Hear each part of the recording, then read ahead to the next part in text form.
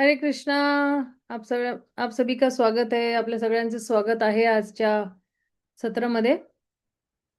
तर सुरू करूया। ओम अज्ञानतिमिरन्धस्य ज्ञानाञ्जनाशलाकाय चक्षुरुन्मिलितं येन तस्मै श्रीगुरुवे नमः। श्रीचैतन्यमनोभीष्टं स्थापितं येन भूतले स्वयं रूप कदा मह्यं ददाति स्वपदान्तिकम्। नमो विष्णुपदाय कृष्णपृष्ठाय भूतले श्रीमते भक्तिवेदांत स्वामिनिति नामिने। नमस्ते सरस्वते देवे गौरवाणी प्रचारिणे निर्विशेष शून्यवादी पाश्चात देश तारिणे। जय श्री कृष्ण चैतन्य प्रभु नित्यानंद श्री अद्वैत गदाधर शिवासादि गौर भक्तवृंद। हरे कृष्णा कृष्णा कृष्णा हरे हरे, हरे राम राम राम हरे हरे। तर आपण जे आहे ते चौथ्या अध्यायावरती होतो आणि हा जो चौथा अध्याय आहे याचं शीर्षक हे की जे भक्ती आहे ती मुक्तीला सुद्धा पार करू शकते। आणि जेव्हा आपण म्हणतो की भक्ती मुक्तीला सुद्धा पार करू शकते म्हणजे काय की जेवढे पण शिल प्रभुपादांनी पूर्व आपल्याला उपदेश दिलेले आहेत है ना, तर त्याचा जो विस्तार रूप मध्ये जे आहे ते आपण यावेळेस बघूया। तर एक सेकंड।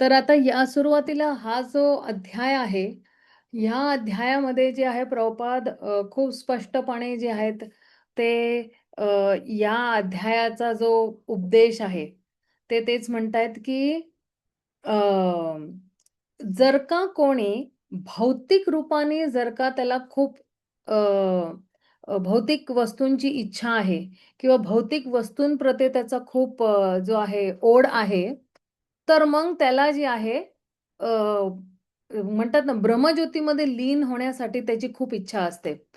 पण जोपर्यंत तो भक्ती करत नाही तोपर्यंत तो त्या ब्रह्मज्योतीमध्ये सुद्धा तो प्रवेश करू शकत नाही।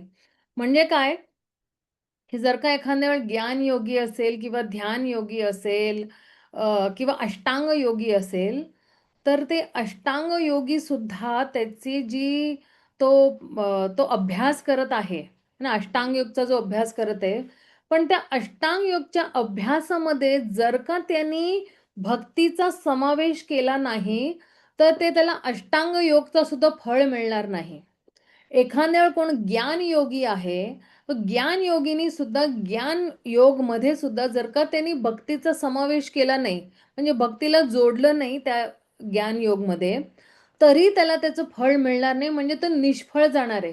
त्याचा अष्टांग योग जरी तो धारणा ध्यान समाधीपर्यंत पोचतोय तरी पण तो जो आहे त्याला त्याची जी पराकाष्ठा आहे ते तिथपर्यंत पोचल्यानंतरही त्याला जी आहे ती सफलता प्राप्त होणार नाही। त्याला तो त्याला जो ते उद्देश आहे अष्टांग योगचा तो त्याला प्राप्त होणार नाही।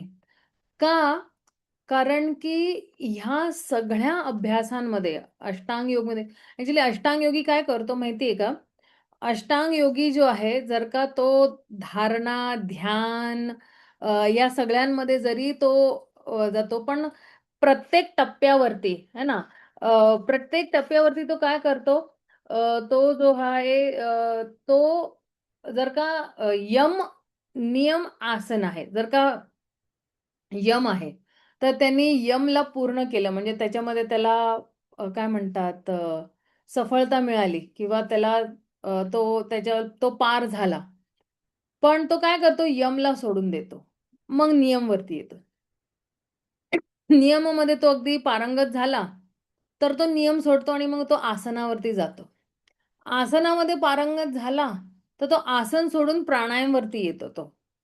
तर प्रत्येक टप्प्यावरती तो काय करतो, पुढचा टप्पा, पहिला टप्पा त्याला जर का 100% त्याला यश मिळालं, तर तो टप्पा सोडून दुसऱ्या टप्प्यावरती जातो. पण आपल्या भक्तियोगमध्ये असं नाही आहे. भक्तियोगमध्ये तुम्ही बघा, की जर का अ, अ, भक्तियोगचा जो आपला काय म्हणतात ती शिडी आहे, ठीक आहे ना? तर अधो श्रद्धा, तथा साधुसंग, तथा भजन क्रिया, तथा अनर्थ निवृत्ती. ठीक आहे ना? तर आपण जेव्हा श्रद्धा असते तेव्हा साधूंचा संग करतो.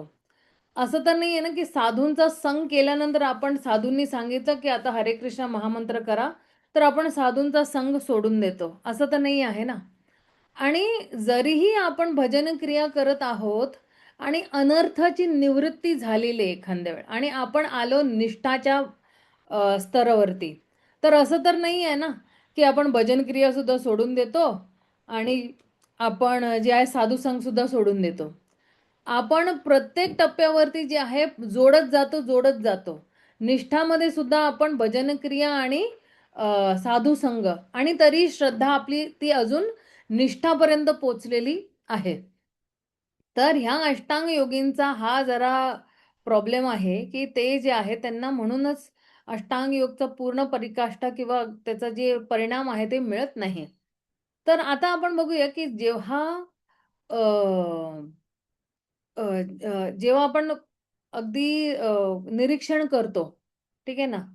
तर का शुद्ध भक्ती सुद्धा मुक्तीला पार करून जाते आणि याच्यामुळे आपल्याला इतकी प्रेरणा मिळेल, की आपण जे भुक्ती आणि मुक्तीला सुद्धा जे आहे साईडला ठेवूया. आपल्याला भुक्ती आणि मुक्ती नाही पाहिजे.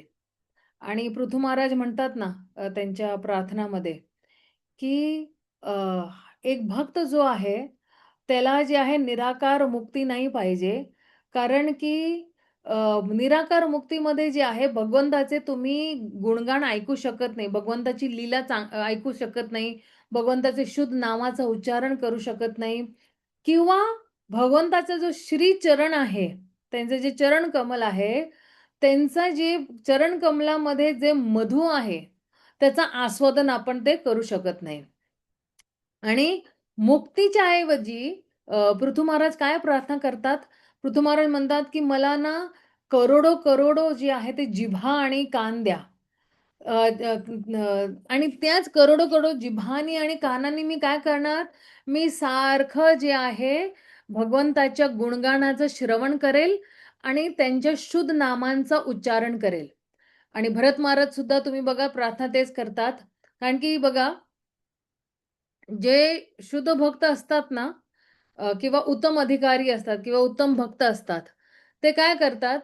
त्यांना आपले जेवढेही भौतिक सुख आहे ते त्यागू शकतात. का? कारण की हे जे शुद्ध भक्तीचं जे गोडी आहे, ती इतकी महान आहे किंवा अ, ब इतकी चांगली आहे, की अ, भक्तांना आपले भौतिक सुख सुद्धा त्यागायचं जे आहे ते वाटतं. आणि शिवजींनी सुद्धा सांगितलेलं आहे, की अ, भक्तांना कुठं स्वर्गलोक किंवा नर्कलोक ह्यांनाही त्याच्यामध्ये काहीच रुची नाही आहे. त्यांना काय पाहिजे? भक्तांना फक्त भगवंताची सेवा पाहिजे. दुसरं काही नाही पाहिजे. आता तुम्ही बघा, जर का आपण ह्या अध्यायामध्ये खूप सारे असे श्लोक आहेत किंवा खूप सारे जे आहे, की कसे जे आहे भक्ती जी आहे ती मुक्तीला सुद्धा पार करू शकते. तर भक्ती जर का मुक्तीला पार करू शकते, तर भौतिक ऐश्वर्य तर काय आहे त्याच्यापुढे? ज्याच्याकडे भक्ती आहे, तर त्याच्याकडे कुठली इच्छाच नसते, भौतिक इच्छाच नसते. पण प्रॉब्लेम काय आहे, की जरी आपल्याला आपले एवढे वर्ष झालेले आहेत, भक्तीमध्ये येऊन सुद्धा, तरी आपली जी आहे ती इंद्रियतृप्तीसाठी काही काही इच्छा राहून जातात किंवा आपल्याकडे भौतिक इच्छा खूप आहे. आणि म्हणूनच म्हणतात, की अ, उत्तम भक्ती जी आहे, ती आपल्याला काय करते, जेव्हा व्यक्ती उत्तम भक्तीवरती येतो, तर त्याची कोणी इच्छा नाही राहत. कारण की इच्छाच सगळ्या प्रॉब्लेमचा मूळ आहे. हां ना? तर जेव्हा कोणी उत्तम भक्तीवरती येतो, तर त्याच्यामध्ये जेवढे अनर्थ आहे, जेणेकरून त्याला शुद्ध भक्ती प्राप्त नाही होत, तर ते सगळे जे आहे अनर्थ जे आहे ते छिन्न-भिन्न होऊन जातात. ते अगदी विरघळून जातात आणि एकही जे आहे अनर्थ त्याच्यामध्ये राहत नाही आणि त्याला शुद्ध भक्तीची प्राप्ती होते. म्हणून तुम्ही बघा ना, की चैतन्य महाप्रभूंनी आत्माराम जे आहे ते श्लोकमध्ये काय सांगितलं, की अ, भक्ताची जी म्हणतात ना, भक्तांची जी महानता आहे, भक्त जे आहे ते कर्मी आणि ज्ञानीपेक्षाही श्रेष्ठ आहे. कोणी म्हणाल, "अरे, भक्त जे आहे ते शूद्र, वैश्य, क्षत्रिय, ब्राह्मण, द्विज ब्राह्मण त्याच्यापेक्षाही भक्त जे आहे ते श्रेष्ठ आहे." आणि तुम्ही बघा, की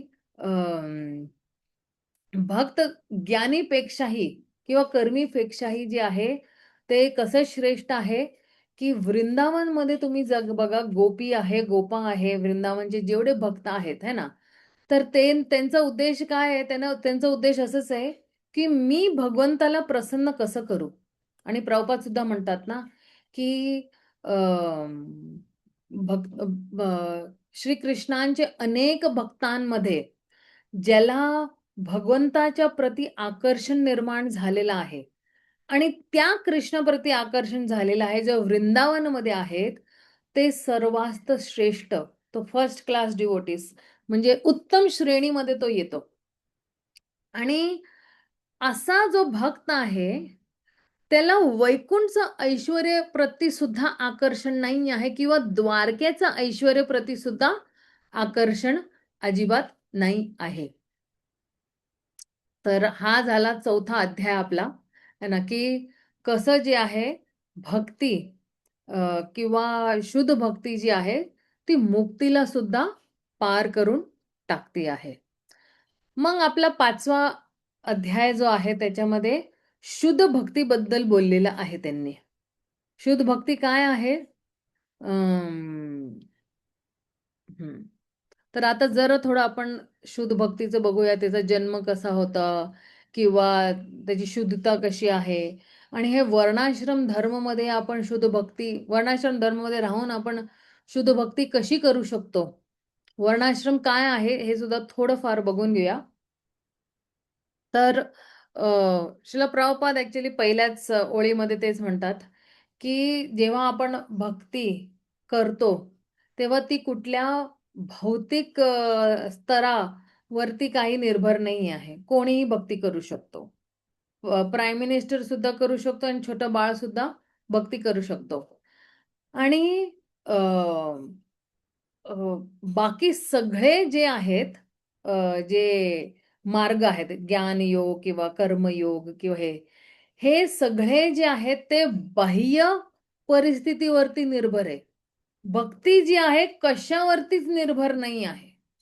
तुम्ही एकटे जंगलात असेल तरी तुम्ही भक्ती करू शकता. छोटंसं छोटं बाळ सुद्धा भक्ती करू शकतो, भगवंताचं नाव करू शकतो, भगवंताचे गुणगान करू शकतो. कारण की बघा, ज्ञानयोग करण्यासाठी आपल्याला काय पाहिजे? अगदी एक शांतता पाहिजे, है ना? की बाबा हा सगळं त्यागून मी इकडे आलेलो आहे आणि ज्ञानयोगींना खूप अशी मोठी त्याच्याकडे बुद्धी पाहिजे, जेणेकरून तो सगळे वेगवेगळे श्लोकांचं पाठांतर करेल वगैरे. अष्टांग योगचं काय आहे त्यांची डिमांड काय आहे? अष्टांग योग म्हणतात, की अ, केवळ जे आहे हा संन्यासी जो आहे, तोच जो आहे हा मार्ग जो आहे तो अ, स्वीकारू करू शकतो. कर्मकांड सुद्धा जे आहे ते यज्ञावरती अवलंबून आहे आणि जर का यज्ञ एखाद्या चांगल्या जाग्यावरती किंवा वेळेवरती किंवा चांगली सामग्री नसेल किंवा चांगले मंत्रांचे उच्चारण नसेल, तर तो यज्ञ जो आहे तो सफळ होत नाही. केवळ भक्तियोग असाच मार्ग आहे, जो अगदी शुद्ध आहे आणि तो कुठल्याही दुसऱ्या मार्गावरती किंवा बाह्य वस्तूंवरती किंवा बाह्य लोकांवरती जे आहे, बाहेरच्या लोकांवरती ते निर्भर नाही आहे आणि त्याच्यासाठी काही योग्यताची सुद्धा काही गरज नाही आहे. तर म्हणून हा जो 5वा अध्याय आहे भक्ती रसामृत सिंधूचा, तर श्रील प्रभुपाद त्याचं टायटलच दिलं आहे, की भक्ती योगची पवित्रता, है ना? आणि श्री रूप गोस्वामी सुद्धा जे आहे ते म्हणतात, की अ, अ, कधी-कधी लोकांना वाटतं, की अ, अ, आत्मसाक्षात्कारासाठी आपल्याला चांगल्या घरामध्ये जन्म पाहिजे किंवा शुद्धता पाहिजे किंवा वर्णाश्रम धर्ममध्ये राहायला पाहिजे. पण श्रील रूप गोस्वामी हेच म्हणतायत, की भक्ती जी आहे, हे चांगल्या जन्मवरती किंवा पवित्रतावरती किंवा चांगल्या पद्धतीने आपण जी आहे भक्ती करतोय त्याच्यावरती किंवा वर्णाश्रम धर्मावरती सुद्धा निर्भर नाहीये. तर चला आपण बघूया, की कसं भक्ती जी आहे कुठल्याही जन्मावरती म्हणजे असे ना म्हणतात ना, की अरे चांगल्या घरात जन्म घ्यायला पाहिजे, ब्राह्मणाच्या घरामध्ये जन्म घ्यायला पाहिजे किंवा कुठल्या घरामध्ये जन्म पाहिजे. तर म्हणतात की जर का कोणी आपल्या निम्न स्तरावरती सुद्धा असेल, हां, कोण शूद्र असेल किंवा कोण क्षत्रिय असेल, कोण वैश्य असेल किंवा कोण कुठल्याही परिस्थितीमध्ये असेल किंवा कोण चांडाळच्या घरामध्ये सुद्धा त्याचा जन्म झालेला आहे. तर भक्ती करण्यासाठी ती जो आहे मार्गामध्ये काही अडथळा नाही आहे. आणि श्रील प्रभुपाद श्रीमद भागवतममध्ये म्हणतात ना, की अ, भक्तीचा कुठलाही भौतिक कारण नाही आहे. भक्तीचा कुठलाही भौतिक कारण नाही आहे आणि म्हणूनच हे भक्ती जी आहे कुठल्याही भौतिक परिस्थितीमुळे जी आहे त्याचा अडथळा येत नाही. कारण की ती भौतिक वस्तूंवरती निर्भरच नाहीये. आत्मा जी आहे ती काय आहे? ती म्हणतात ना, की स्पिरिच्युअल को क्या कहते हैं? आध्यात्मिक आहे. आणि आत्मा आध्यात्मिक आहे म्हणून त्याला भौतिक वस्तूची किंवा भौतिक परिस्थितीवरती तो अवलंबून नाहीये. तो आध्यात्मिकच परिस्थितीवरती अवलंबून आहे. आणि म्हणून भक्ती सगळ्यांसाठीची आहे ती निरपक्ष म्हणून जी आहे ती सगळ्यांसाठी जी आहे ती अवलंबून आहे. अवलंबून नाही म्हणजे अवेलेबल आहे. आणि काही पक्षपात न करता. का? कारण की भक्ती जी आहे, ती प्रत्येक जीवाचा जो आहे, तो जन्मसिद्ध अधिकार आहे आणि तो त्याचा अ, मूळ स्वभाव आहे का त्याचं मूळ म्हणतात ना, मूळ सेवा आहे भगवंताच्या प्रती. तर याच्यामध्ये ना शिला प्रभुपाद जी आहे, शिला भक्तिसिद्धांत सर ठाकूर ची एक कथा म्हणतात, की ज्याच्यामुळे की जेवढे ते गोस्वामीज होते पूर्वीच्या काळाचे, तर ते म्हणतात, की नाही, भक्ती जी आहे अ, फक्त ब्राह्मणांनीच करायला पाहिजे, बाकी शूद्रांनी नाही करायला पाहिजे, वैश्यांनी सुद्धा नाही करायला पाहिजे. शुद्ध भक्ती फक्त हा ब्राह्मणांचाच हक्क आहे. आणि खूप अशा संघर्ष होता त्यावेळेस. पण मग श्रील भक्तिसिद्धांत सरस्वती ठाकूरनी जेव्हा तर्क-वितर्क केले आणि खूप सारे जे काही तर्क-वितर्कमुळे त्यांनी ते दिले, की नाही भक्ती कशी अवलंबून नाही आहे. कुठल्याही बाह्य परिस्थितीने, की ना हम विप्रो ना जनाती पा ना आम्ही विप्र नाहीये, आम्ही कोणीच नाही आहे. तर आम्ही गोपीर भरतूर पद कमवले दास, दास आणि दास. आम्ही तेच आहोत. तर म्हणून जे आहे भक्ती जी आहे कुठल्याही बाह्य परिस्थितीवरती अवलंबून नाही आहे. कुठल्याही देश, काळ, पात्र त्याच्यावरती सुद्धा अवलंबून नाही आहे. आणि म्हणूनच बघा, की हा जो मुख्य उपदेश आहे, जे प्रभुपादांनी दिलेला आहे आपल्या आंतरराष्ट्रीय कृष्ण भावनामृत संस्थाला. तर म्हणतात, की हा आपला आंतरराष्ट्रीय कृष्ण भावनामृत जो आहे, ते जे आहे ते पाश्चात्य देशमध्ये आम्ही सुरू केलेलं आहे.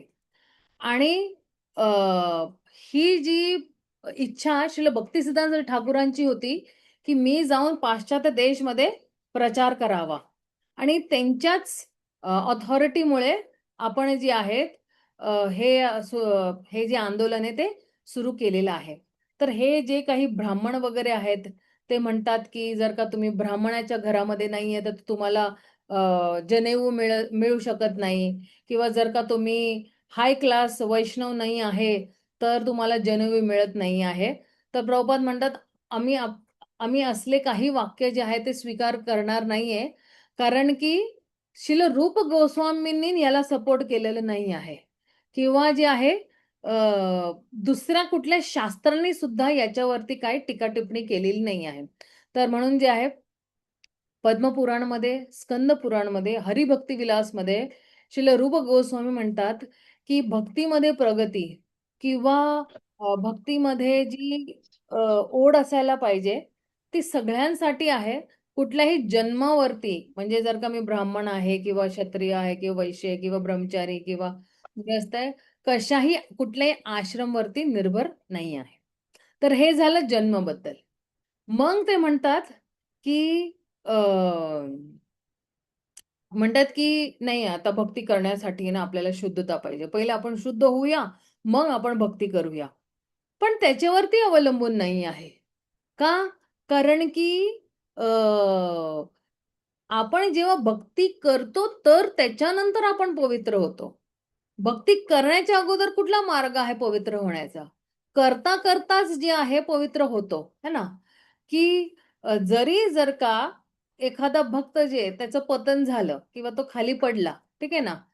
पण तो मार्ग तर तोच आहे ना. प्रायश्चितचा मार्ग काय आहे?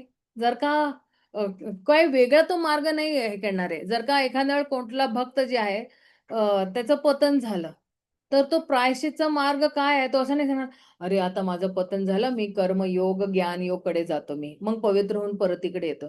पण आपल्यालाही माहिती आहे, की कर्मयोग, ज्ञानयोग आपल्याला पवित्र नाही करत. भक्तीचा मार्गच जो आहे आपल्याला पवित्र करतो. तर जरी "अपि चेतु दुराचार भजते मा अनन्य भाव." जरी एखाद्या वेळेस कोणी बाय मिस्टेक किंवा चुकीने त्याचं काहीतरी त्याला मायाने जरा जकडलं, पकडलं असेल, तरी तो काय करतो प्रायश्चित करण्यासाठी हरे कृष्ण महामंत्रच करतो. भागवतमच वाचतो, भगवद्गीताच वाचतो आणि तेच त्याचं प्रायश्चित करण्याचा तो मार्ग आहे. दुसरा कुठलाही मार्ग नाही आहे. आणि हळू-हळू परत तो मार्गावरतीच चाललेला आहे. तर तो पुन्हा आपल्या स्थितीमध्ये स्थित होऊन जातो. तर हे असं नाहीये, की "अरे नाही मला ना आता पवित्र व्हायला पाहिजे. आता तोंडामध्ये गरम-गरम घी घालायचं किंवा गरम-गरम पाण्याने अगदी अंघोळ करायचं, मग मी पवित्र झालो." नाही. श्रील रूप गोस्वामी तेच म्हणतात, की जेव्हा आपण भक्ती करतो तरच आपण पवित्र होतो. पवित्र होणे म्हणजे काय? की आपल्यामध्ये खूप सारे अनर्थ आहेत. काम, क्रोध, मद, मोह, लोभ, मत्सर. आता हे सगळे 6 अनर्थ जेव्हा पूर्णपणे जे आहेत ते पुसून जातील, तरच मग भक्तीचा तिकडे उदय व्हायला सुरू होतो. म्हणजे आपला निष्ठा जागृत होते भगवंताच्या प्रती. पण जोपर्यंत आपण भगवंताचं नाव नाही घेणार, गुणगानच नाही ऐकणार, साधू संगच नाही करणार, तर आपली अनर्थाची निवृत्ती कशी होणार? तर जेव्हा आपण हरे कृष्ण महामंत्राचा जप करतो, जेव्हा श्रीमद भागवतम, भगवद्गीता ऐकतो, सेवा करतो, याच्याच माध्यमाने आपले हळू अनर्थाचे गळून पडून जातात. आणि दुसरा कुठलाही मार्ग नाहीये पवित्र होण्यासाठी. तर ठीक आहे. तर हे जे आहे ते पवित्र जे आहे पवित्रता सुद्धा जी आहे की एक योग्यता नाही आहे भक्तीला स्वीकार. मग कोणी सांगेल वर्णाश्रम धर्म. वर्णाश्रम धर्ममध्येच असायला पाहिजे. नाहीतर मग जे आहे अ, जर का मी ब्राह्मण आहे, क्षत्रिय आहे, वैश्य आहे, शूद्र आहे, तर मला तेच कार्य करायचे आहेत. किंवा मी ब्रह्मचारी आहे, गृहस्थ आहे, वानप्रस्थ आहे, संन्यासी आहे, मला त्याच्या आतमध्येच त्याच दायऱ्यामध्ये राहायला पाहिजे. तर अ, भक्ती जी आहे, ती पवित्रतावरती अवलंबून नाही आहे. तशीच भक्ती जी आहे, ती कुठल्याही वर्णाश्रमवरती सुद्धा जी आहे, ती अवलंबून नाही आहे. है ना? हं. की नाही, आपण पहिले वर्णाश्रम धर्मचं पालन करूया आणि मगच आपण भक्तीवरती फोकस करूया. तर श्रील रूप गोस्वामी आहे ना, याच्यामध्ये आहे ना, खूप सारे शास्त्रिक उदाहरण देतात. तर भागवतममध्ये आपण तुम्ही बघा, पहिल्या स्कंदचा 5वा जो आहे अध्याय आहे, त्याच्यामध्ये नारद मुनी काय म्हणतात, की जरी कोणी आपली निर्धारित जी आहे सेवा किंवा घरातली जी म्हणतात ना, की रोज ती सेवा जी आहे ते करत नाही, पण लगेच जर का भगवंताच्या श्री चरणाचे जे आहे शरण घेतात, तर तो काही दोषी नाही आहे. आणि अ, तो जो आहे त्याची जी परिस्थिती आहे, ती खूपच सुरक्षित परिस्थिती आहे त्याची. आणि तरीही तो, जसा आज आहे ना, राधेश्याम प्रभू आहे ना, आपल्या क्लासमध्ये खूप असं बॅलन्स कसं करायचं आपली, काय म्हणतात, आपली भक्ती लाईफ, आपल्या परिवारांची लाईफ. कधी-कधी काय होतं ना, की आपण खूप हे होऊन जातो, वाहून जातो अ, भक्तीमध्ये. आणि मग ते काय होतं, की मग आपण दुर्लक्ष करतो आपल्या घराच्या लोकांमध्ये किंवा मग जे आहे वेगवेगळ्या ऑफिसमध्ये किंवा इकडे-तिकडे आपलं खूप दुर्लक्ष होऊन जातं. तर राधेश्याम प्रभू तेच सांगत होते, की प्रत्येक गृहस्थ जे आहे त्याचे 6 जग असतात. 6 जग म्हणजे काय? एक घर असतं. त्या घरामध्ये जे आहे नवरा-बायको असतात. मग दुसरं जे आहे ते मुलं-बाळं असतात, है ना. कारण की आपली कर्तव्य सुद्धा आहे आपल्या मुलाबाळांचं जे आहे ते संरक्षण करणं किंवा त्यांना काय पाहिजे ते त्याची पूर्ती करायची. मग आपण आपल्या आई-बाबांच्या प्रती सुद्धा एक जी आहे ती आपली जी आहे ड्युटी असते किंवा नातं असतं, है ना. की नाही, मी जर का एक मुलगा आहे, तर माझ्या जे माझे आई-बाबा आहेत, जे अजून म्हातारे झालेले आहेत, त्यांची चांगली काळजी घ्यावी किंवा त्यांचं लालन-पालन चांगलं करावं. किंवा जर का कोणी स्त्री असेल, तरी तिला थोडंफार आई-बाबांचं जरा ध्यान, कारण की जर का एखाद्या वेळेस मुलगा नसेल कोणाला, तर कोण जे आहे त्यांचं हे करणार ना. मग आपले कितीतरी नातेवाईक आहेत, चौथं, है ना, की एक घर आहे, एक मुलं-बाळं आहेत, ते आपले आई-बाबा आहेत, आपले नातेवाईक आहेत, है ना. मग कोणी नोकरी करत असेल, तर ते नोकरी करण्यासाठी सुद्धा त्याला काही ना काहीतरी तो बॉस आहे, त्याचे ऑफिसची लोकं आहेत, त्यांच्याबरोबरही काम करायला जे भागच आहे तो, है ना. आणि मग आपण जेव्हा मंदिरामध्ये येतो, तर मंदिरामध्ये सुद्धा आपलं एक जग आहे, राइट? भक्तांबरोबर आपल्याला काही-काही भक्तांबरोबर खूप जुळतं, काही भक्तांबरोबर जुळत नाही. काही भक्तांबरोबर आपण कधी बोलत सुद्धा नाही. फक्त फक्त बघतो, पण हरे कृष्ण सुद्धा होत नाही. तर ठीक आहे, म्हणजे मी हे नाही सांगत सगळ्यांना जाऊन हरे कृष्ण बोलत फिरायचं. पण या सगळ्या 6 जगांमध्ये जर का कृष्ण केंद्रामध्ये नसेल, तर प्रत्येक जग आपल्याला खेचत राहतोय वेगवेगळ्या दिशांमध्ये, है ना? की मुलं खेचतायत, मंदिरवाले खेचतायत, आई-बाबा खेचतायत, नातेवाईक खेचतायत, ऑफिस खेचतोय. तर मग ह्याच्यामध्ये आपण बॅलन्स कसं करणार? कोणी तेच विचारेल, की "अरे 6 जगं मला माहीतच नव्हतं." तर पहिला त्याचा टप्पा तोच आहे, की पहिले आपल्याला समजायचं, की कधी-कधी काय होतं ना, घरातले नातेवाईक सुद्धा असतात किंवा घरातली लोकं. एखाद्या वेळेस एखादा पुरुष जर का भक्त झालेला आहे फक्त आणि बाकी बायको नाही झालेली, मुलं-बाळं नाही झाली किंवा एखादी स्त्री भक्त झालेली पण म म जे आहे त्याचे मिस्टर किंवा नवरा किंवा मुलं-बाळं किंवा नातेवाईक भक्त नाही झालेले आहेत. तर आपल्याला तेच समजायला पाहिजे, कारण की हे वर्णाश्रम धर्मावरती आहे म्हणून मी सांगतेय, की अ, असं आपल्याला नाही समजायला पाहिजे, की अरे ते लोकं मला समजूनच घेत नाही आहे. पण प्रभुजी असे म्हणाले, की उलटं असायला पाहिजे, की त्यांनाही माझ्याकडनं काही अपेक्षा आहे. मी आता अचानक आलेली आहे भक्तीमध्ये किंवा आलेलो आहे भक्तीमध्ये. तर त्या अपेक्षा ज्या लहानपणापासून किंवा एवढे वर्षानुवर्ष ती अपेक्षा होती, आत्तापर्यंत मी त्या अपेक्षांची पूर्ती करत होते. पण अचानक मी हरे कृष्ण मंदिरमध्ये आले आणि इस्कॉनमध्ये आले, तर ती अपेक्षा अजूनही त्यांची राहणार आहे. कारण की ते अजून आलेले नाही आहेत भक्तीमध्ये. तर म्हणतात, की आपण त्यांना समजून घ्यायला पाहिजे. पहिले आपण त्यांना समजायला पाहिजे. लोकांना काय भक्तांना काय वाटतं, नाही, नाही, त्यांनी आम्हाला समजून पाहायला पाहिजे. आम्ही आता भक्त झालेलो आहे. त्यांनी समजायला पाहिजे की आम्हाला किती किती वेळ नसतो, आम्हाला 2-2 तास माळा करायची असते, मंदिराची सेवा असते, मग काहीतरी आपलं वांछन असतं. त्यांनी समजायला पाहिजे आम्हाला. पण ॲक्चुअली काय आहे, की जेव्हा आपण त्यांना समजून घेतो आणि थोडाफार त्यांना वेळ देतो, है ना? तर जेव्हा आपण समजतो, तरच मग आपलं कनेक्शन होईल आणि ते लोकं सुद्धा भक्त बनतील. आपल्याला असं वाटतं फक्त मीच माझा प्रवास करत राहू. नाही. आणि जेव्हा आपण त्यांना समजतो तर कनेक्शन होतं, है ना? आपण जुळतो आणि जेव्हा आपण जुळतो तरच मग आपण सहकार्याने काम करू शकतो. नाहीतर काय होतं एखादा व्यक्ती जर का भक्तीमध्ये अ, आलेला आहे आणि जर का तो समजून घेत नाही, तो त्याच्या बायकोबरोबर कनेक्ट होत नाही किंवा तो मुलांबरोबर कनेक्ट होत नाही, की चला तुम्ही तुमचा अभ्यास करा, तुम्ही तुमचं हे करा. पहिला तो क्रिकेट खेळायचा मुलांबरोबर, त्यांना कुठेतरी सिनेमाला घेऊन जायचा, फिरायला घेऊन जायचा, खायला घेऊन जायचा. सगळं करायचं आणि अचानक सगळं बंद होऊन जातं. तर हा एक शॉकच बसतो ना घरच्या लोकांना, की "अरे, हा तर पहिला किती चांगला होता, तर तिकडे जाऊन बिघडून गेला." तर ॲक्चुअली आपला स्वभावच आपल्या पायावरती धोंडा देतोय. आपण जर का लोकांच्या जी आहे लोकांची जी अपेक्षा आहे आपल्याप्रती, त्याच्याहून आपण विमुख होऊन जातो, तर मग आपल्यालाही त्रास बसतो. तर आपल्याला काय करायला पाहिजे, की आपण दुसऱ्यांना जे आहे त्यांच्या चष्म्यांनी बघायचं आहे. है ना? की आपल्याला समजायला पाहिजे आणि आपण त्यांना जे आहे त्यांना जज नाही करायचंय, की "अरे, मी भक्त झालो तर आता मी कमळाचा फूल आहे आणि माझ्या अवती आता सगळं किच्चड झालेलं आहे."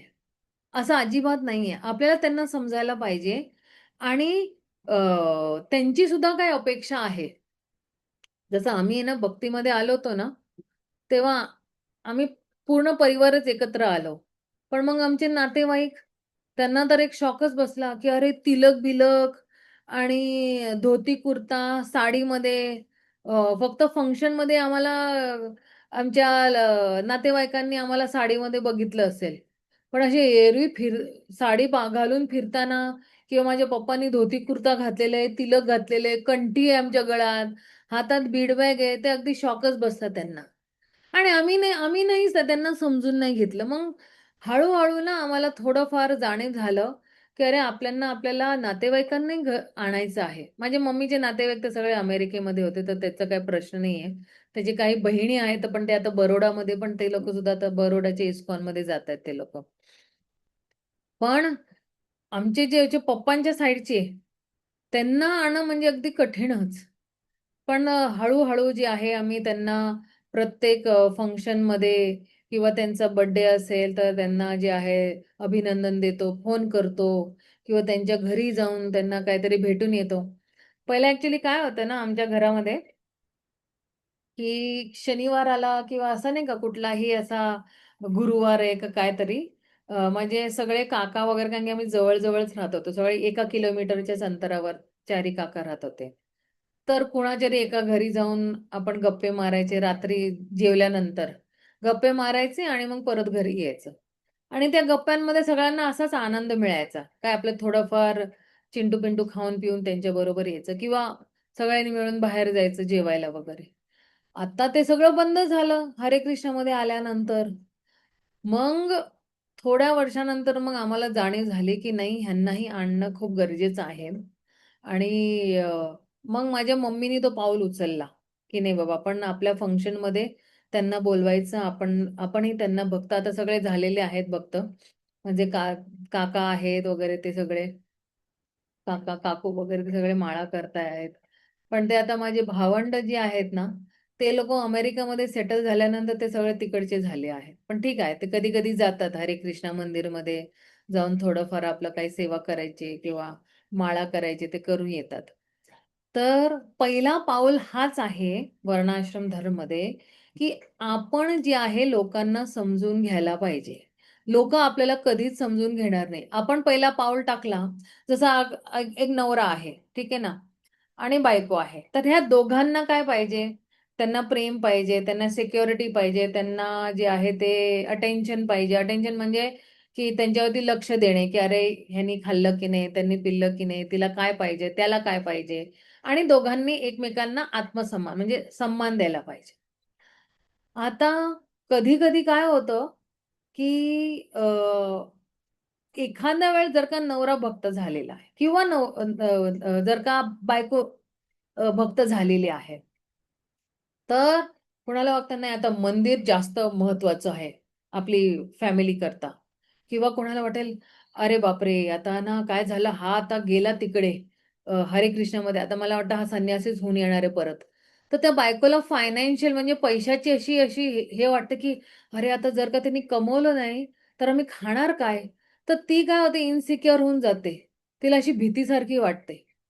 आणि त्याच्यामुळे भावनांची सुद्धा मध्ये ती जी ते म्हणतात ना, की ती एक दरार म्हणतात ना, ती क्रॅक म्हणतात, की तेव्हा ती भावनांमध्ये सुद्धा ती एक लांबी येते, राइट?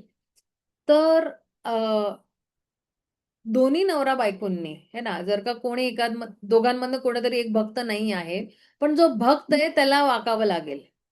आणि त्यांनी जे आहे ते आपल्या नवऱ्याला किंवा बायकोला प्रेम द्यायचं. त्याला वाटायला पाहिजे, की नाही ही माझीच आहे. आणि बायकोलाही वाटतं, की नाही, नाही हे माझेच आहेत. असं नाही, की डिव्होर्सपर्यंत जी आहे ती गोष्ट पोहोचलेली आहे. तर अ, अ, प्रभूजी हे म्हणत होते, की जर का जे आहे अ, माझी ही इच्छा आहे, की मी एक चांगला नवरा बनू.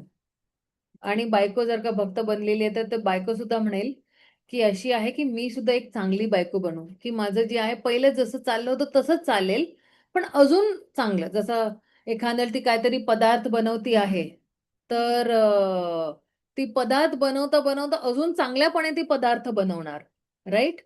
है ना? तर म्हणून जे आहे अ, नवरा-बायकोंनी जे आहे ते हिळून-मिळून राहायला पाहिजे. मग प्रभूजी असं म्हणत होते, की मुलांप्रती सुद्धा आपली जबाबदारी आहे. मुलांना सुद्धा प्रेम पाहिजे, वेळ पाहिजे. त्यांना सुद्धा जे आहे ते कौतुक केलेलं पाहिजे आहे. असं नाही पाहिजे, की "अरे पप्पा फक्त लेक्चरच देतायत मला. सारखं जे आहे ते कृष्णाबद्दलच बोलतायत. पप्पा माझ्याबरोबर खेळत नाही. माझ्याबरोबर जे आहे वेळ देत नाही आम्हाला."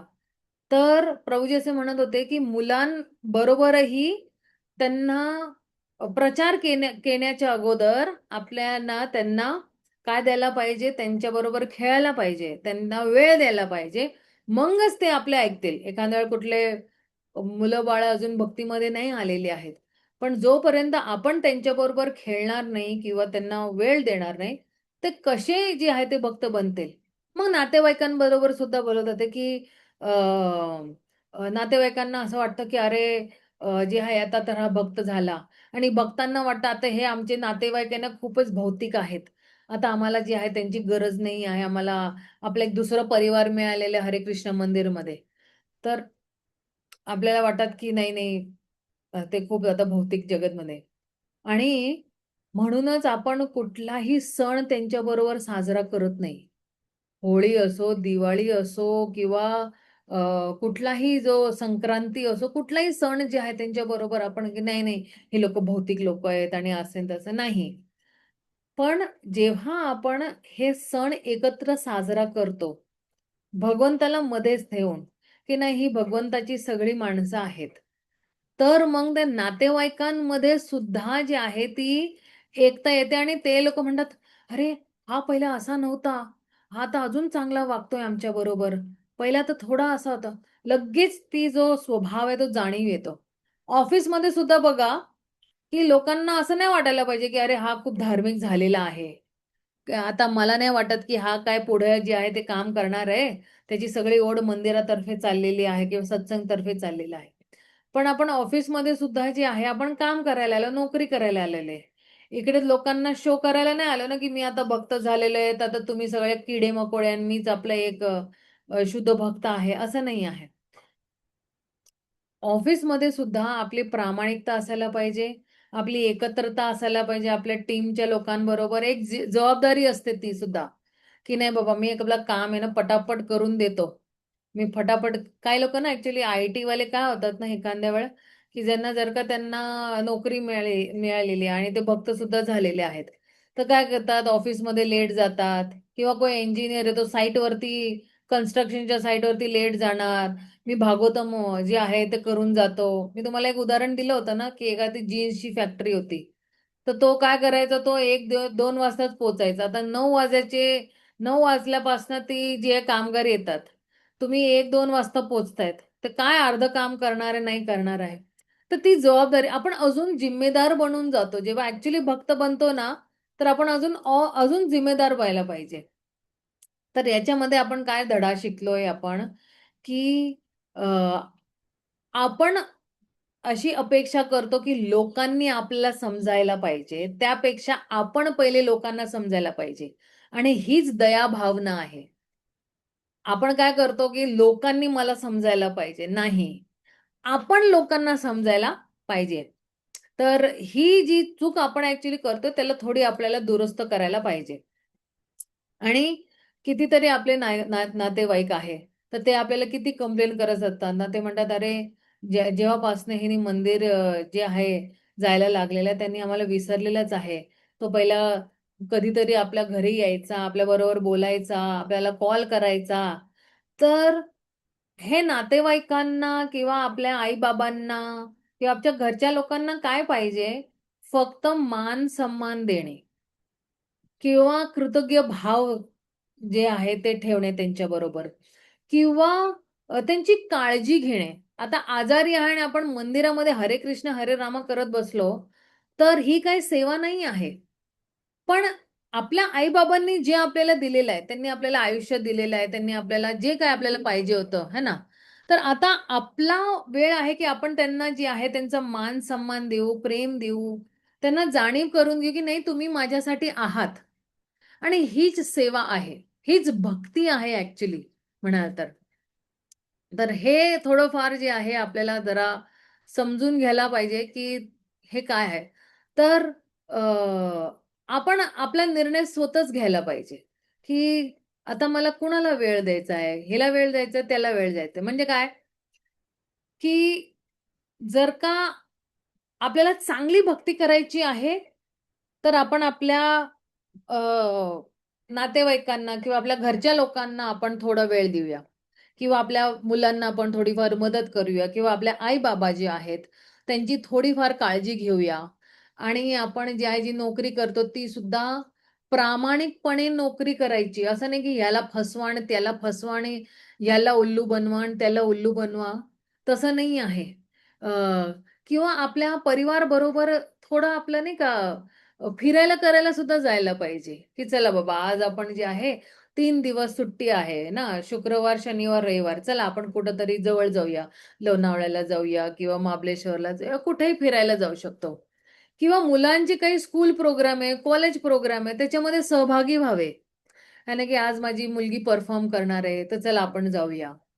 किंवा अ, म्हणजे आमच्या घरामध्ये हा एक कायदा होता, की रात्रीचं जेवण सगळ्यांनी एकत्रच जेवायचं. आमच्या घरी हा कायदा होता. मी भक्तीमध्ये नव्हतो तेव्हा असंच होतं, की रात्रीचं जेवण आपण एकत्रच घ्यायचं आहे. तसं सुद्धा करू शकतो. किंवा आपण बायको किंवा नवऱ्यांना मदत करू शकतो किचनमध्ये किंवा त्यांच्या बिझनेसमध्ये का काय असेल ते. आणि आपली जी नोकरी आहे त्याच्यामध्ये सुद्धा जी आहे आपण सगळ्यांना मदत करत फिरायचं. तर ते म्हणतात, की राधेश्याम प्रभू असं म्हणले, की आपल्याला त्यांना नजरअंदाज नाही करायचा आहे, है ना? की नाही, नाही मी आता भगवंताची भक्ती करतोय आणि ह्यांची सेवा नाही केली, मी झाडाला मुळाला पाणी देतोय, तर आता त्यांना भगवंताची सेवा करतो म्हणजे या लोकांची सेवा कर नाही, नाही. ते सुद्धा आपण जेव्हा आपल्या घरच्या लोकांना किंवा नातेवाईकांना किंवा ऑफिसच्या लोकांना कुठलेही आपण आपण वेळ त्यांना देतोय ना, ॲक्चुअली आपण भगवंताचीच सेवा करतोय. कारण की आपण हळू त्यांना भक्तीमध्ये आणत आहोत, आपल्या व्यवहाराने. हा व्यवहारच आपला जो आहे ना किंवा कटू व्यवहार आहे किंवा गोड व्यवहार आहे, तेच त्यांना भक्तीमध्ये आणणार आहे. बाकी काहीच त्यांना भक्तीमध्ये आणणार नाही आहे. आणि त्याच्यामध्ये जर का आपली चेतना भौतिक असली, है ना? तर मग आपण खूप आसक्त होऊन जातो किंवा आपल्याला अहंकार येतो किंवा आपल्याला जे आहे, आपण जे वस्तू करत नाही आहे, तर ते करू नाही शकत.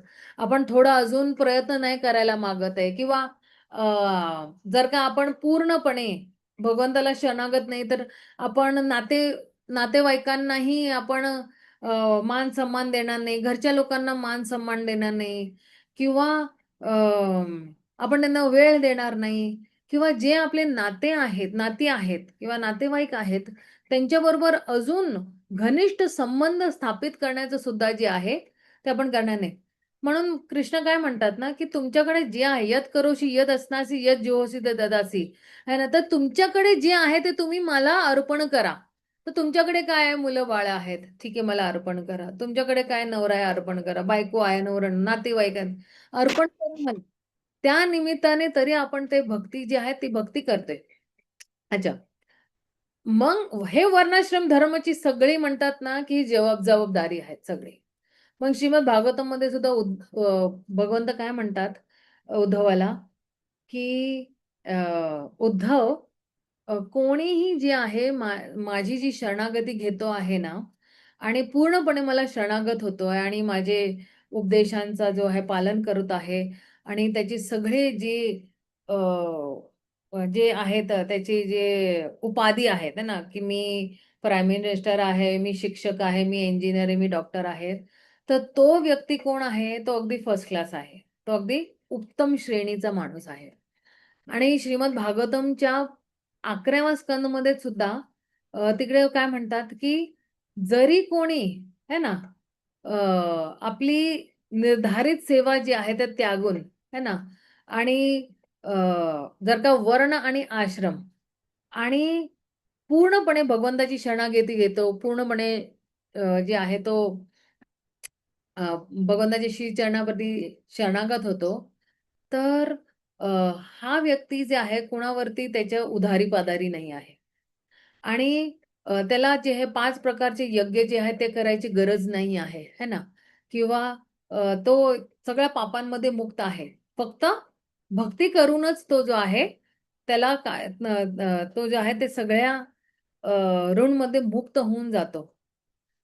पण भक्ती जी आहे ती वर्णाश्रमवरती काय निर्भर नाही आहे.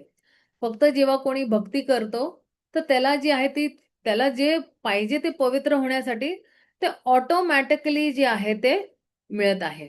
म्हणून श्रील रूप गोस्वामी काय म्हणतात, की अ, भगवंत भगवद्गीताच्या 18 अध्यायामध्ये काय ते सर्व धर्म परित्यज्य मामेकम शरणम व्रज. आणि शिला प्रभुपाद सुद्धा काय म्हणतात, की तुम्ही जे आहे संकोच नका करू. तुम्ही हेच बघा, की तुम्ही जेव्हा सगळे आपले जे आहेत, है ना, अ, जे न कारणचे जे कार्य आहेत ते जेव्हा त्यागतात, जसं काही लोकांना नाही का दारू पिण्याची सवय होती किंवा सिगारेटची, तर हे सगळं त्यागून देणं आणि मग भगवंताची शरणमध्ये आला तुम्ही, है ना, म्हणजे पहिलं त्यागाचं नाहीये, आला आणि तुम्ही त्यागून देणार ऑटोमॅटिकली आहे, की मग जे आहे भगवंत आपल्याला जे आहे शरण देतील. पण रूप गोस्वामी प्रभुपाद हे सुद्धा म्हणतात, की असं नका समजू, की तुम्ही सगळं त्यागून जे आहे तुम्ही आलेले आहात, की आता तुमच्यामध्ये काहीतरी कमी आहे. अरे, हा पहिला दारू पीत नव्हता, म्हणजे आता ह्याच्यामध्ये काहीतरी कमी आहे. नाही, तुम्ही असं विचार नका करू. प्रभुपाद म्हणतात, भगवंत म्हणतात, की तुम्ही कुठल्याही परिस्थितीमध्ये जरी माझ्याकडे आला, तरीही माझा हा स्वभाव आहे, की मी तुम्हाला सुरक्षता प्रदान करणार. आणि अ, श्रील प्रभुपाद म्हणतात, की तुम्ही घाबरू नका किंवा तुम्ही संकोच करू नका. निश्चित रूपनी जे आहे, भगवंत काय करतील, आपल्याला जे आहे सुरक्षता प्रदान करतील. म्हणून भक्ती जी आहे ती पूर्णपणे स्वतंत्र आहे. ती पूर्णपणे कुणावरती निर्भर नाही आहे आणि अ, तिला कुठल्याही भौतिक अडथळानी कोणी थांबवू शकत नाही. आणि म्हणून आपण कुणालाही जे आहे सांगायला नाही पाहिजे, की "अरे, पहिले हे कर, मगच तू भक्ती करू शकते. ते पहिले हे कर, मगच तू तू पहिले दारू सोड, मग तू भक्ती करू शकतो. मग तू सिगारेट सोड, तू नॉन-व्हेज खाणं सोड." नाही, आपण बघितलेलं आहे, की जसं काही लोकं 16 माळावरती येतात, ऑटोमॅटिकली कांदा, लसण, चहा, कॉफी, नॉन-व्हेज, सिगारेट, दारू सगळंच सोडलेलं आहे त्यांनी. तर हे खूप महत्वाचं आहे ह्याच्यामध्ये. ओके. आता आज आपण जे आहे 4था आणि 5वा अध्याय ते खूप छोटे-छोटे अध्याय होते म्हणून आपण संपवले. आता आपण जे आहे एक मुख्य अध्यायाकडे आपण वळतो आहे तो आहे 6वा अध्याय. आणि हा जो 6वा अध्याय कोणी विचारेल, की तुम्ही आत्तापर्यंत भक्तीबद्दल एवढं सांगितलेलं आहे, की भक्ती अवलंबून नाही आहे, ज्ञान, योग, कर्म. ही भक्ती करायची कशी? काय-काय वस्तू करायची प्रॅक्टिकल की आम्ही भक्ती करू शकतो? तर श्रील रूप गोस्वामींनी 64 अंग दिलेले आहेत भक्तीचे. आणि त्याच्यामध्ये जे पहिले 20 अंग जे आहेत, ते मुख्य अंग आहेत. आणि नंतरचे जे 44 जे अंग आहेत, ते सेवाचे आहेत. म्हणजे अ, की आपण साधनामध्ये काय-काय जे आहे ते सामावून करू शकतो. ठीक आहे ना?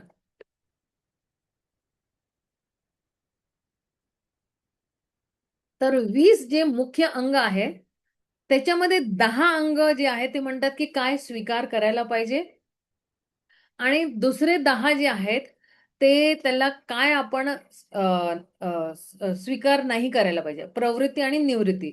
निवृत्ती म्हणजे आपण जे स्वीकार नाही करत, जे त्यागून देतो आणि प्रवृत्ती म्हणजे जे आपण स्वीकार करतो, है ना, वस्तू. तर अ, दुसऱ्या अध्यायामध्ये तुम्हाला आठवतंय का आपण बघितलं, की साधना भक्ती म्हणजे काय? की आपण आपल्या सगळ्या इंद्रियांना भगवंताची सेवामध्ये जे आहे लावतो. आणि आता रूप गोस्वामी म्हणतात, की हे जे इंद्रिय आहेत, ते कसे नक्की आपण भगवंताची सेवामध्ये आपण जे आहे ते अं, लावू शकतो. तर तुम्ही बघा 1 सेकंड हां.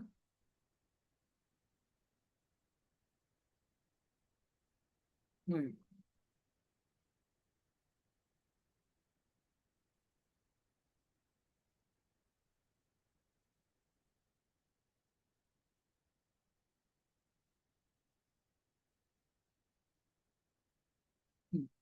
आपण आता एक-एक अंगाची चर्चा करणार आहोत आणि थोडं डिटेलमध्ये आपण जरा चर्चा करणार आहोत. तर हे 64 अंगमधले पहिले 20 जे आहेत ते मुख्य अंग आहेत आणि त्या 20 अंगांमधनं जे पहिले 10 आहेत ते प्रवृत्ती मार्ग आहेत. प्रवृत्ती म्हणजे आपण काय स्वीकार करायला पाहिजे. तर अ, पहिला जो अंग आहे, तो आहे गुरुपद आश्रय. म्हणजे काय? की एक प्रामाणिक गुरुची शरण स्वीकारणे किंवा प्रामाणिक गुरुच्या शरणमध्ये जाणे. तर अ, अ, आपण बघतो श्री रूप गोस्वामी सुद्धा म्हणतात, की श्रीमद भागवतममध्ये 11व्या स्कंदमध्ये म्हणतात ना, की तस्मात् गुरु प्रपद्यते जिज्ञासु श्रेय उत्तम स्वदय परेच निष्णतम ब्रह्मणी उप आश्रयम. तर ते काय म्हणतात, की अ, श्री रूप गोस्वामी जे आहेत, तो पहिला जो मुख्य अंग आहे, है ना? की हा जो पहिला मुख्य अंग आहे, ते बाकीचे जे आहेत 63 अंगांचा द्वार उघडून टाकतात. म्हणजे दरवाजा उघडतात. ही साधना भक्तीचा द्वार जो आहे. कारण की जोपर्यंत कोणी प्रामाणिक गुरुची शरण घेत नाही आणि जोपर्यंत त्यांच्या जे उपदेश आहेत, ते ऐकणार नाही, तर मग तो मार्ग कोण दाखवणारे आहेत? गुरुच आपल्याला मार्ग दाखवणारे आहेत, है ना? तर मग कसे आपण पुढे जाणार भक्तीमध्ये? तर म्हणून म्हणतात, की गुरु जे आहेत गुरु जे आहेत ते मार्गदर्शी आहेत, है ना? गुरु मार्गी आहेत, है ना? आणि अ, म्हणतात की अं, श्रील भक्तिसिद्धांत ठाकूर म्हणतात, की जर का कोणी व्यक्तींनी बघितलेलं आहे किंवा अनुभव केलेला आहे, की हे भौतिक जगत जे आहे ते जे आहे की अ, फक्त मी इंद्रियतृप्ती करतो आहे याच्यामध्ये आणि काहीच मला अजून इंद्रियतृप्ती एवढे वर्षानुवर्ष केलेलं आहे, पण मला काही प्राप्त झालेले नाहीयेत. पण आता मी खूप इंद्रियतृप्ती केली, पण आता मला जे आहे प्रामाणिक गुरु पाहिजे. तर हा पहिला सिद्धांत आहे भक्तीचा, की हे समजायला पाहिजे, की हा जो भौतिक जगत आहे, तो एक नकली काय म्हणतात छत्री आहे. है ना? आपल्याला वाटतं, की अरे वाह, वाह, वाह! या भौतिक जगामध्ये किती चांगलं आहे. मी चांगलं आपलं नाही का तरंगत आहेत, आहे ना? आणि जर का कोणी समजलं, की हा भौतिक जगत एक नकली छत्री आहे, ज्याच्या खाली मी थांबलेलो आणि मला असं वाटतं, की मला आता सुख मिळत आहे. पण त्याला कळालं, की हे नकली छत्री आहे, तर त्याला एक ओढ असायला पाहिजे किंवा त्याला अशी एक सिग्नल मिळायला पाहिजे, की आता मला जे आहे आध्यात्मिकताकडे वळायचं आहे. आणि म्हणून आध्यात्मिकताकडे वळल्यानंतर त्याला असं वाटायला पाहिजे, की आता मला एक प्रामाणिक गुरुची शरणागती घेणे खूप गरजेचं आहे. आणि प्रामाणिक गुरुची शरण घेतल्यानंतर मग आपण काय करतो? आपण दीक्षा घेतो त्या गुरुकडनं. आणि दीक्षा घेणे म्हणजे श्री कृष्ण दीक्षादी शिक्षण.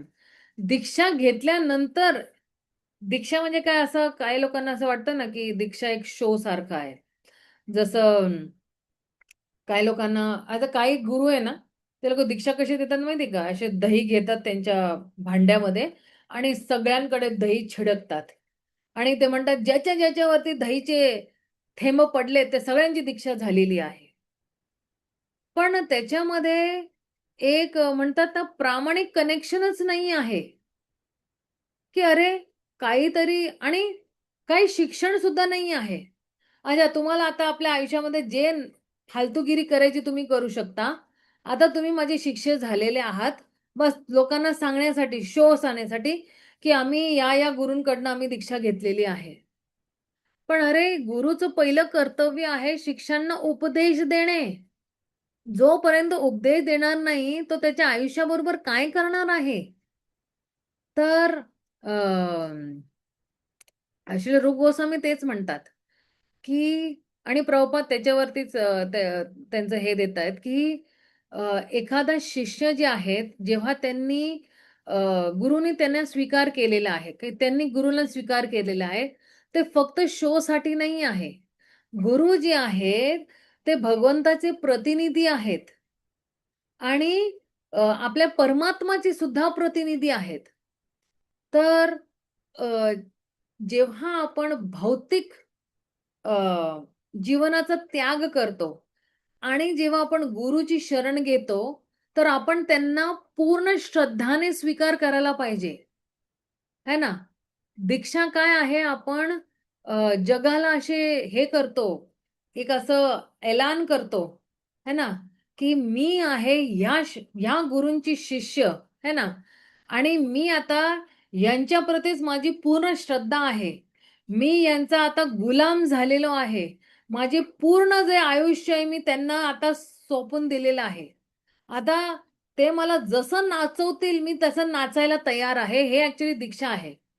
आणि ही कमिटमेंट जी आहे ना, जोपर्यंत ही कमिटमेंट एखादा शिष्य देत नाही आहे, तर त्याच्यामध्ये ती श्रद्धा सुद्धा नाहीये भगवंताप्रती मग. आणि म्हणूनच जेव्हा कुठल्या शिष्यांनी गुरुचे उपदेशांचे पालन केलेले आहेत, त्याला गुरुमध्ये सुद्धा श्रद्धा निर्माण होते आणि भगवंतामध्ये सुद्धा ती श्रद्धा निर्माण होते आणि ती श्रद्धा ती निष्ठापर्यंत पोहोचते. तर म्हणून प्रभुपाद म्हणतात, की कुणाला भागवतम जर का शिकायचं असेल, तर आपल्या गुरूंकडनं ते भागवतम शिकायला पाहिजे. One should learn Shrimad Bhagavatam seriously and with all respect and veneration from the spiritual master. जर का आपल्याला मी गेल्या वेळेस सुद्धा सांगितलं होतं गुरूंबद्दल, की जरी माझे गुरूंना अंग्रेजी येतंय आणि ते अंग्रेजीमध्ये प्रवचन देतात आणि मला अंग्रेजीचा सुद्धा माहीत नाही आहे. तरी मी ऐकायचं कारण की ती पवित्र वाणी आहे. ती पवित्र वाणी माझ्या कर्णामध्ये ती प्रवेश करत आहे. तर आता गुरूंचे गुरु स्वीकारले आपण है ना, की गुरूंची शरण घेतली, गुरूंकडनं दीक्षा सुद्धा घेतली, त्यांचे उपदेश सुद्धा आपण ऐकतोय, त्या उपदेशांवरती चालतोय आहे. अजून काय करायला पाहिजे? विश्रंभेनं गुरुसेवा. तर आपल्याला विश्रंभेनं पूर्ण श्रद्धामध्ये आणि पूर्ण कॉन्फिडन्समध्ये आपण गुरुची सेवा करायला पाहिजे. म्हणजे काय? आपण जेव्हा गुरूंकडनं वाणी किंवा श्रवणम करतो किंवा जे आहे भागवतम बोलतो आहे, है ना? तर जेव्हा आपण श्रवण कीर्तन करतो, तर मग जे आहे आपल्याला सेवा करण्याची आपल्याला प्रेरणा मिळते, है ना, भगवंताची. तर अ, जेव्हा आपण पूर्णपणे, है ना, जेव्हा मी सांगितलं, की आपण जेव्हा गुरूंना स्वीकार करतो पूर्ण श्रद्धेने आणि पूर्ण कमिटमेंटनी, है ना, तर मग आपण सेवा करू शकतो. आपण स्वीकारलेच नाही तर कुणाची सेवा करणार ना? एखाद्या व्यक्तीला आपण जसा एक कोणाचं एंगेजमेंट झालेलं आहे, है ना? आणि ती मुलगी आहे, तिने स्वीकार केलं, की हाच आता माझा नवरा आहे, है ना, होणारा नवरा आहे. तर तिने पूर्ण मनाने स्वीकार केलेला आहे. तर ती काय करेल, चला काहीतरी खाऊ बनवून घेऊन जाते मी त्याच्यासाठी. त्याला हे आवडेल, त्याला ते आवडेल. तर मग आपण जे आहे हळू-हळू सेवा करून जे आहे, श्रद्धेने सेवा करून आणि कॉन्फिडन्सने, की नाही, नाही हाच चांगला नवरा आहे माझ्यासाठी, है ना. तर जे आहे आपण श्रद्धेने ऐकतो सुद्धा. आणि जेव्हा आपण श्रद्धेने श्रवणम करतो गुरूकडनं, तर मग जे आहे आपण लगेच त्यांची सेवा करण्याची आपल्याला इच्छा होते. आणि सेवा म्हणजेच काय? त्यांनी जे उपदेश दिलेले आहेत, त्या उपदेशांवरती चालणं हे सुद्धा त्यांची डायरेक्ट सेवा आहे. श्रील रूप गोस्वामी तेच म्हणतात, की अ, की आचार्यांनी नाही, नाही की कोणी आचार्याला माझ्याप्रमाणेच समजायला पाहिजे. माझ्यामध्ये आणि आचार्यांमध्ये काही फरक नाही. आचार्य मम विज्ञान. तर आचार्य माझ्यासारखेच आहेत. आणि तुम्ही आचार्यांची सेवा करत आहात, तर तुम्ही डायरेक्टली माझीच सेवा करत आहात. है ना? की भगवंतामध्ये आणि गुरुमध्ये काही अंतर नाही आहे आणि त्याच श्रद्धेने, ज्या श्रद्धेने आपण भगवंताची सेवा करतो, त्याच श्रद्धेने आपण जे आहे अ, आपण जे आहे ते गुरुची सुद्धा सेवा करायला पाहिजे. तर हे झालं तिसरं. पहिलं काय होतं, की अ, गुरुपद आश्रय. तर एक प्रामाणिक गुरुचा आश्रय ग्रहण करणे. दुसरं काय होतं, की श्रीकृष्णा दीक्षादिक शिक्षण म्हणजे गुरुकडनं दीक्षा घेणे आणि त्यांचे उपदेश सुद्धा स्वीकारणे. ते जे काही उपदेश देतात. तिसरं काय आहे, की जेव्हा आपण उपदेशांचे पालन करतो, तर आपण त्यांना सेवा करणे. जेव्हा श्रवणम करतो, तेव्हा आपण त्यांनी सेवा सुद्धा करतो अगदी श्रद्धेप्रमाणे ना. मग चौथं आहे, की साधू वर्तमानु वर्तनम म्हणजे काय? साधूंच्या पदचिन्हावरती चालणे. म्हणजे फक्त आपल्याच गुरूंच्या पदचिन्हावरती न चालणे, पण जेवढे प्रामाणिक साधू आहेत, जेवढे आचार्य आहेत, आपल्या लाईनमध्ये तर कितीतरी आचार्य आहेत ना. श्रील प्रभुपाद, श्रील भक्तिसिद्धांत ठाकूर, श्रील भक्तिविनोद ठाकूर, मग 6 गोस्वामी अजून कितीतरी आहेत आपल्या परंपरेमध्ये. तर अ, अ, गुरु जे आहेत, ते जे साधू सांगतात, तेच सांगतात आपल्याला, है ना? गुरुची जी शिक्षा आहे, ती गुरु परंपरामध्ये येती आहे. तर ते सगळे जेवढे शास्त्र आहेत किंवा जे पूर्वती साधू आहेत किंवा पूर्वती आचार्य आहेत, त्यांचे प्रतिनिधी आहेत आणि म्हणून आपण म्हणतो गुरु परंपरा. आणि त्या सगळ्या साधूंची सुद्धा जेवढीही उपदेश आहेत, ते सुद्धा आपल्याला स्वीकार करायला पाहिजे. आणि जर का आपण स्वीकार नाही करत, तर मग ती भक्ती नाहीये आपण. भक्ती नाही करत आहे आपण ॲक्चुअली. तर अ, त्याचं उदाहरण मी दाखवते, की भगवंत बुद्ध, है ना? जरी ते अ, परम भगवान आहे, है ना? अ, परम पुरुषोत्तम भगवान आहे, ते स्वयं आलेले आहेत बुद्धाच्या रूपमध्ये. पण त्यांचे जे अनुयायी आहेत, ते शुद्ध भक्ती नाही चं पालन नाही करत. का? कारण की काय ना काय परिस्थिती. कारण की भगवंत बुद्धांनी जे आहे ते शास्त्राचा प्रचार अजिबात केलाच नाही. भगवंत बुद्धांनी भगवद्गीतेचं काय परंपरेमध्ये जे गुरु परंपरेमध्ये जे प्रचार होता, तर ते केलाच नाही आहे. तर म्हणून त्यांचे अनुयायी सुद्धा शुद्ध भक्तीचं पालन नाही करत आहे. तरी भगवंत बुद्ध कोण आहे? भगवंताचेच अवतार आहेत ना. एका दशावतारमध्ये ते एक अवतार आहेत. पण जेव्हा बुद्ध आले तेव्हा त्यावेळेस ते ऍक्च्युली खूप मुगे प्राणींचा जीव घेत होते लोक, आणि त्यांना खूप इजा पोचवत होते म्हणून. पण जेव्हा बुद्ध आले त्यांनी मग निर्वाणा, मग ते आहे ना की कुणाला मारायचं नाही, कुणाला हे नाही करायचं, त्याचा प्रचार केला. आता रूप गोस्वामी काय म्हणतात की श्रुती स्मृती पुराण आदी पंचरात्र विधिम विना ऐकांतिक हरेर भक्ती काय आहे ते पत्याय एव कल्पते. ते म्हणतात की जोपर्यंत आपण शास्त्रांचे विधी विधानांनी आहे ना, श्रुती स्मृती पुराण आदी पंचरात्रे हे काय आहे, सगळे आपले शास्त्र आहे है ना. तर जोपर्यंत आपण पूर्ण श्रद्धाने या श्रुती आणि स्मृतीमध्ये किंवा पुराणांमधनं जे आहे त्यांचे पालन नाही केलं, तर जी आपली भक्ती आहे ती लोकांसाठी फक्त काय आहे, किंवा आपल्या समाजासाठी ती काय आहे, ती फक्त उथलपुथल करणारी आहे, लोकांना डिस्टर्ब करण्यासाठी आहे. मग म्हणून जे आहे आपण परंपरेमध्ये जेव्हा असतो तेव्हा आपण आपल्या आचार्यांनी कशी भक्ती केली, आचार्यांचे उपदेश आपण जेव्हा पालन करतो तर ती खरी भक्ती आहे. तर हे झाला चौथा पॉइंट की आपल्याला पूर्वती साधू किंवा पूर्वती आचार्यांच्या पदचिन्हावरती चालायचं आहे. मग पाचवं आहे सद्धर्म पृच्छ. सद्धर्म पृच्छ म्हणजे काय की आपण जिज्ञासा करतो की जे आहे की शाश्वत धर्मचा सिद्धांत काय आहे. तर शाश्वत धर्माचा सिद्धांत म्हणजे जसं हे आता 64 जे आहे अंग आहेत भक्तीचे, हा ना, तर ते आपल्याला मदत करतात की जेणेकरून आपण आपली भक्तीमध्ये वृद्धी कसे करू शकतो. आणि त्याचा एक सरळ सोपा मार्ग तोच आहे की जिज्ञासा करणे, प्रश्न विचारणे. की आपण जेव्हा भागवतम मध्ये आपण काय अभ्यास केला किंवा भगवद्गीता मध्ये काहीतरी अभ्यास केला किंवा आता आपण भक्ती रसामृत सिंधूचाच अभ्यास करत होतो, त्याच्यामध्ये काहीतरी जे आहे प्रश्न आला तर त्याच्यावरती मनन करायचं आणि कुठल्या तरी वरिष्ठ वैष्णवासमोर तर प्रश्नांना मांडायचं किंवा प्रश्न विचारायचे की, आणि हे सुद्धा काय आहे भक्तीमध्ये आले. काय काय लोकांना काय वाटतं, अरे मी विचारेल ना, लोकांना काय वाटेल, हिला एवढंही माहित नाही का, काय वाचत बिचत नाही का, की एवढंही तिला नाही.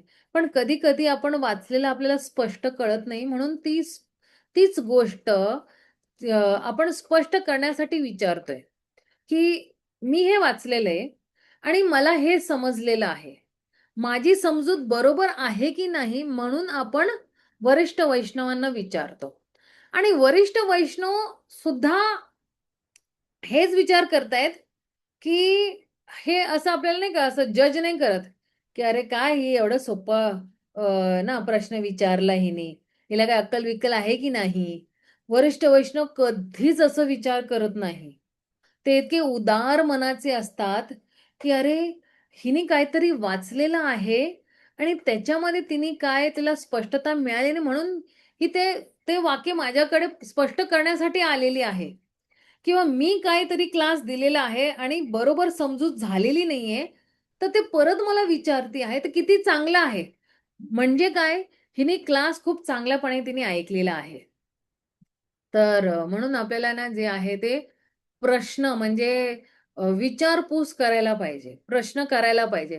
कारण की जेव्हा आपण प्रश्न करतो, तर प्रश्न करणे म्हणजेच जे आहे ते बुद्धिमान व्यक्तीचा एक लक्षण असतं, की नाही बाबा हां, ही प्रश्न विचारते म्हणजे ही बुद्धिमान व्यक्ती आहे ना. तर एक सेकंड तर कुठल्याही क्लासमध्ये जे आहे आपल्याला काय करायला पाहिजे, हे प्रश्न विचारायला पाहिजे आपण. नाहीतर प्रश्न नाही विचारले तर जे आहे आपली समजूत ती बरोबर होत नाही आहे. है ना. ओके. चला जरा पुढे जाऊया मग आपण. तर हे 5वं होतं, की आपल्याला जिज्ञासा करायला पाहिजे किंवा प्रश्न विचारायला. आता अ, मग याच्यानंतर जे आहे ते प्रश्न विचारणे किंवा जे आहे जिज्ञासा करणे आणि 1 सेकंड 1 सेकंड.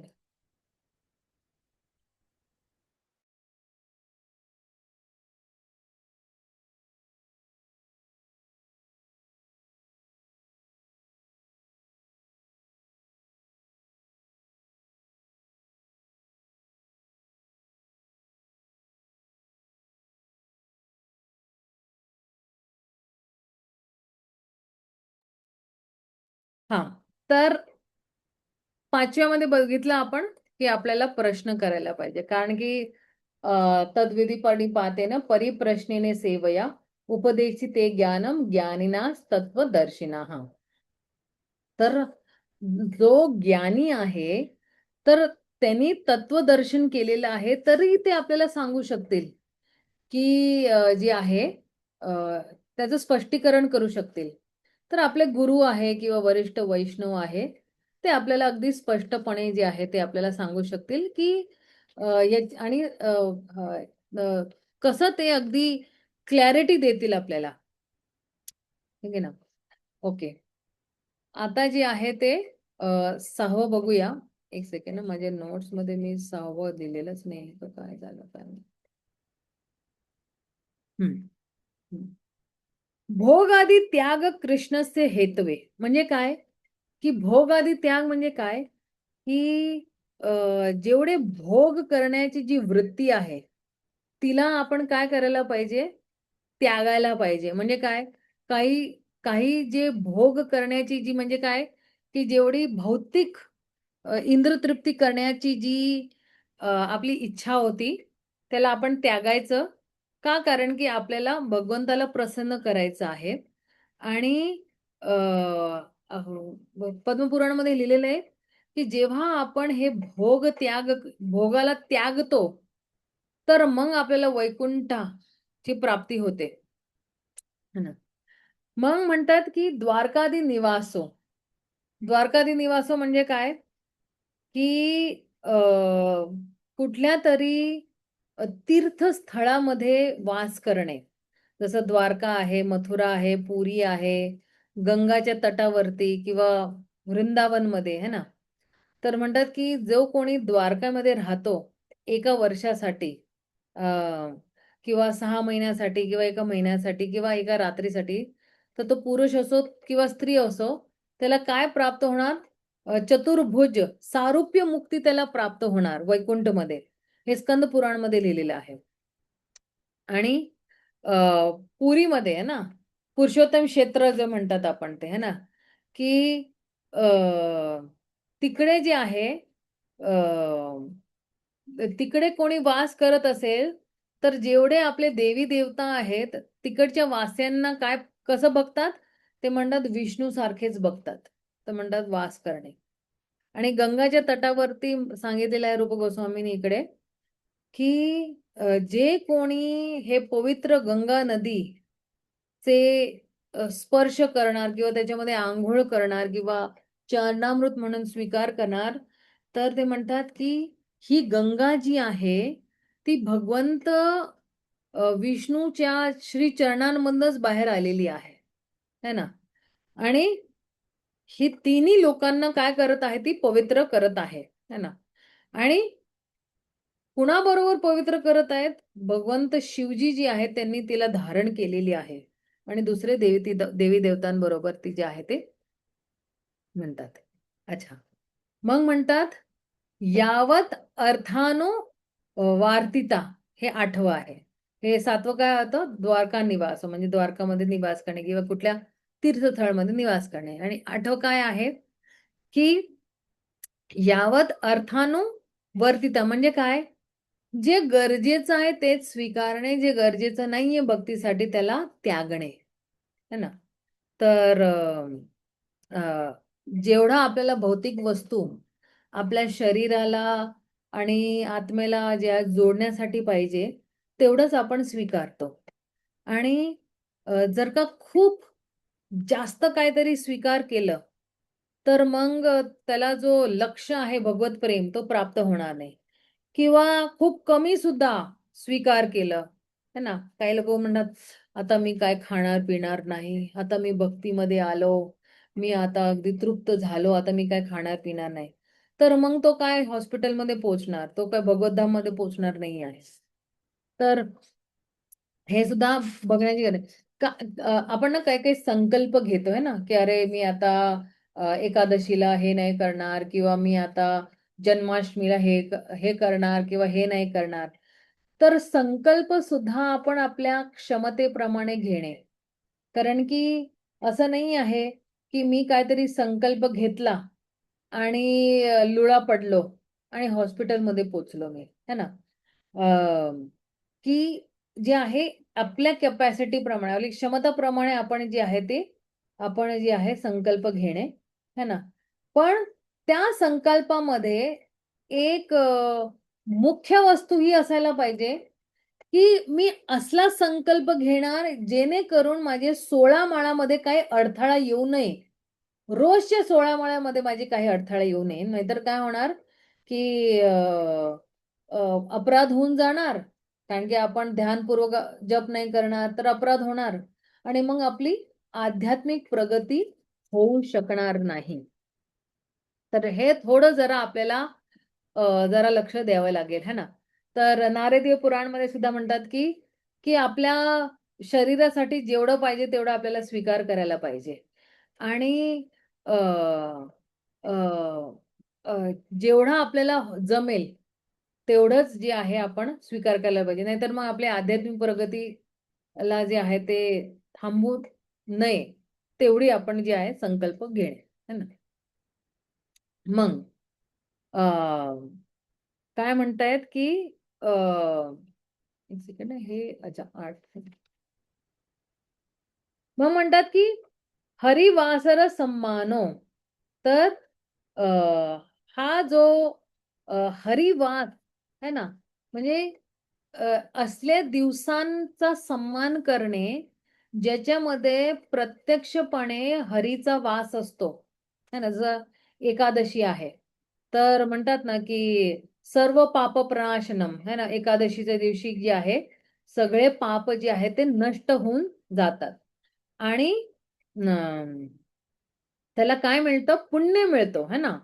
पुण्य अ, आतयंतिकम तथा. त्याला खूप पुण्य मिळतं त्याला त्याच्यामुळे. आणि अ, का? कारण की तो जेव्हा आपल्या शरीराची जी काय म्हणतात डिमांड्स को क्या बोलते हैं? शरीराची जी गरज आहे तो कमी करतो आणि आत्माची जी गरज आहे ती वाढवतो. तर मग जो आहे तो भगवंताला सारखा जे आहे स्मरणम करतो ना, गोविंद स्मरणम निर्णम, है ना. तो सारखं भगवंताला तो आहे तो स्मरणम करतो. केव्हा? जेव्हा एकादशी असते तेव्हा. तर म्हणून आपण एकादशीला आपण बघा कितीतरी गुरु आहेत ते म्हणतात, की तुम्ही 25 माळा करा. का? कारण की 1 तास तरी जास्त करून आपण आपल्या भगवंताबरोबर अजून जवळ जातो. तर बघा, खरं कारण काय आहे ॲक्चुअली उपवास करण्याचं?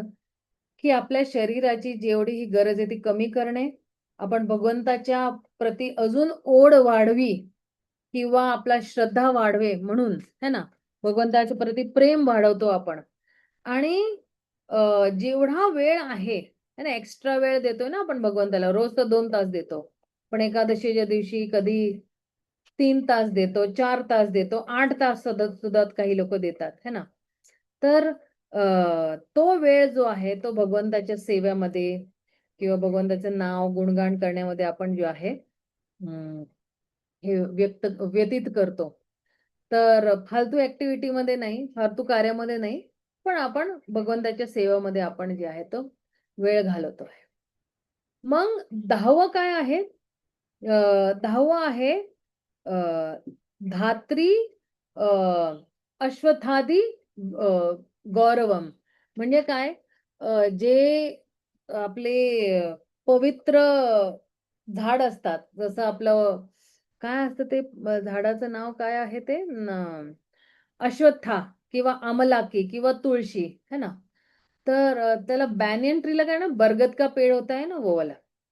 तर हे स्कंद पुराण मध्ये सांगतायत की जेव्हा कोणी तुळशीला पाणी देतं किंवा अश्वत्थाला किंवा आमलाकीला किंवा जो आहे गायला सुद्धा जे आहे ते घास देतोय किंवा गोळ किंवा पोळी आहे ना चांगल्या चांगल्या दिवशी, किंवा ब्राह्मणांना किंवा वैष्णवांना सुद्धा है ना, तर त्याचे जेवढे पाप आहेत ना ते लगेच त्वरितच जे आहे ते छिन्न भिन्न होऊन जातात. तर गौतमीय तंत्रमध्ये सांगितलेलं आहे. आता आपले सेतुबंध प्रभू गायची सेवा करतात ना, तर ते म्हणतात की गायला जे आहे ना, इकडे जे आहे गळ्यापर्यंत थोडं थोडं जरा असं हात लावायला पाहिजे आणि त्यांना थोडं घास द्यायला पाहिजे, त्याची परिक्रमा करायला पाहिजे. ह्याच्याने काय होतं, भगवंत जे गोपाल आहे किंवा गोविंद आहे ते खूप प्रसन्न होतात जेव्हा गाय प्रसन्न होती. आता आपण जेव्हा गायला काहीतरी खायला देतो किती प्रसन्न होते, अरे वा गुळ दिलं मला, पोळी दिली मला, काहीतरी दिलं खायला, तर ती प्रसन्न होते. तर भगवंत तिकडे प्रसन्न होतात की आपण नाही गोरक्षा, आपण गायांची रक्षा खूप चांगल्यापणाने करत आहोत. अच्छा, आता 11व्यावरती जातो आपण जरा. हम्म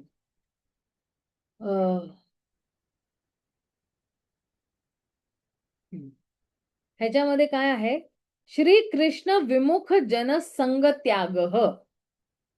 तर श्रीकृष्ण विमुख संग त्याग म्हणजे काय, की अभक्तांचा त्याग करावा, त्यांची संगतीचा त्याग करावा, त्यांचा त्याग नाही, त्यांची संगतीचा त्याग करावा.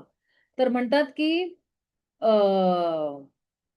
अ, जर का जे आहे म्हणतात ना की एखाद्याला कुणाला जर का एका पिंजऱ्यामध्ये ठेवलं आणि त्या पिंजऱ्यामध्ये आग लागली तरी त्यांनी ते स्वीकारायला पाहिजे, पण जे आहे ते अभक्तांच्या संग जो आहे तो स्वीकार नाही करायला पाहिजे.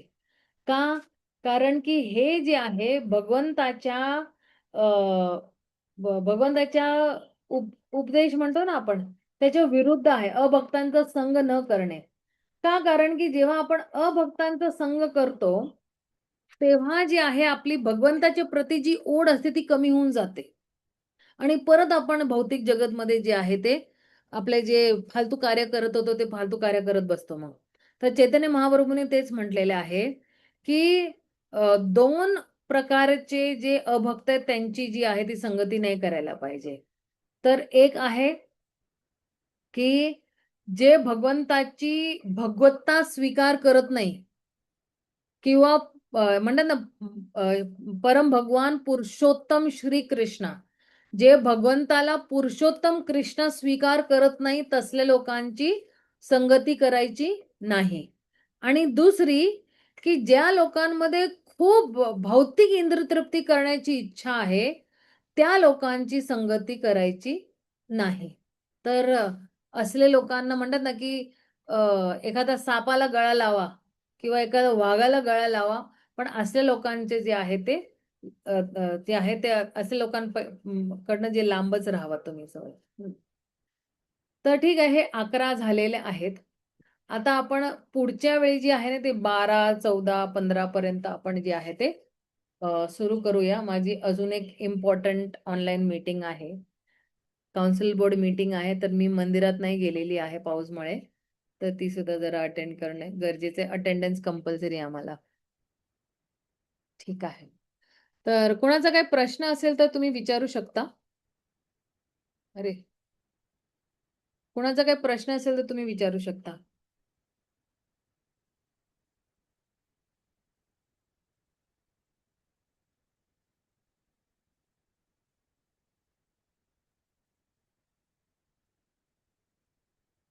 ओके. तर ज्या ज्या लोकांनी जे आहे ऑनलाईन अटेंड केलेले त्यांची अटेंडन्स मी BVRV ला पाठवलेली आहे, तर तुमची अटेंडन्स मार्क होऊन जाईल. ठीक आहे ना. शिला प्रभुपाद की जय, शिला रूप गोस्वामी पाद की जय. हरे कृष्ण, हरी बोल. हरे कृष्ण माताजी, दंड प्रणाम. धन्यवाद धन्यवाद धन्यवाद. हरे कृष्ण.